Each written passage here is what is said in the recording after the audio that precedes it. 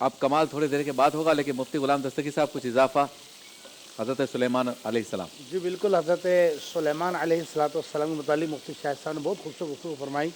میں ایک واقعے کی طرف نشاندہی کروں گا. جی سلیمان علیہ السلام جس طرح بتایا گیا کہ سلیمان علیہ السلام کو ہواؤں پر حکومت دی گئی، ہاں آپ کو جنات پر حکومت دی گئی. ہاں اچھا، جنات نا آگ سے بنے ہیں ہاں اور جنات کے نفس میں شرارت ہے.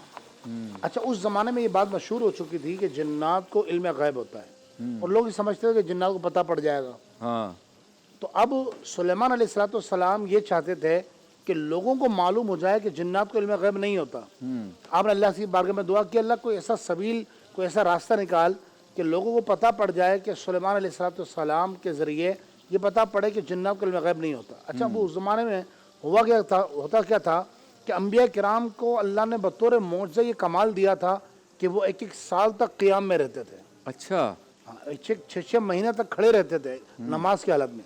اب سلیمان علیہ السلام تشریف لائے اور آپ عصا کا سہارا دے کے کھڑے ہو گئے اور آپ کو اللہ فرماتا ہے قرآن پاک میں کہ اللہ نے آپ پر موت کا حکم جاری کر دیا. اچھا اور سلیمان علیہ السلام کی روح انور پرواز کر گئی. جنات جو ہے بیت المقدس کی تعمیر میں لگے ہوئے تھے، انہیں پتہ ہی نہیں پڑا حتیٰ کہ 1 سال گزر گیا. پھر اللہ فرماتا ہے کہ اللہ رب العالمین نے جو زمینی کیڑا ہوتا ہے جس کو دیمک کہا جاتا ہے اس کو حکم دیا اور اس نے، اور یہ قرآن پاک میں مکمل واقعہ موجود ہے. اچھا تو قرآن نے فرمایا کہ وہ دیمک نے اس کو عصا مبارکہ جس پر آپ کا وجود مسعود جو ہے ٹیک لگائے ہوئے تھا، سہارا لیے ہوئے تھا، اس لکڑی کو چاٹنا شروع کیا، کھانا شروع کیا. جب وہ پورا کھوکھلا ہو گیا تو آپ کا وجود مبارک زمین پر تشریف لے آیا. اچھا اب جنات کو پتہ پڑا کہ جناب ہمیں تو علم غیب ہے ہی نہیں، اور قرآن میں 1 سے زائد مقام پر واضح طور پر فرمایا گیا کہ جنات کو علم غیب نہیں ہوتا. وَأَنَّا لَا نَدْرِي أَشَرٌ أُرِيدَ، قرآن میں واضح موجود سورہ جن کے اندر بھی. تو یہ یاد رکھیے کہ یہ بنیادی اسلام کے عقائد میں سے عقیدہ ہے کہ جنات کے لیے جو علم غیب مانے گا وہ کافر ہو جائے گا، اچھا دائرہ اسلام سے خارج ہو جائے گا، کیونکہ جنات کے لیے علم غیب ماننا کفر ہے. تو یہ جو حاضرات کے اندر پوچھا جاتا ہے کہ جناب فلاں مقدمہ کیا ہوگا، اور حاضریاں آتی ہیں، میں بہت معذرت کے ساتھ عرض کرتا ہوں چونکہ یہ بھی ایک پورا دھندا ہے، ہاں اور حاضریاں آتی ہیں اور مزے والا دھندا ہے. ہاں، اور وہ جنات اصل میں جنات آتے ہیں، وہ جنات آتے ہیں جسم کے اندر حقیقت حضرت، اور اس کو بندے کو، حالانکہ اس بیچارے کو عصب ہو گیا ہے، اس کو علاج کی ضرورت ہے، اس کا کان پکڑ کے کسی تعویذ والے کے پاس لے جائیں اس کا علاج کروائیں، لیکن اس کو کیا کرتے ہیں، بابا بنا کے بٹھا دیتے ہیں.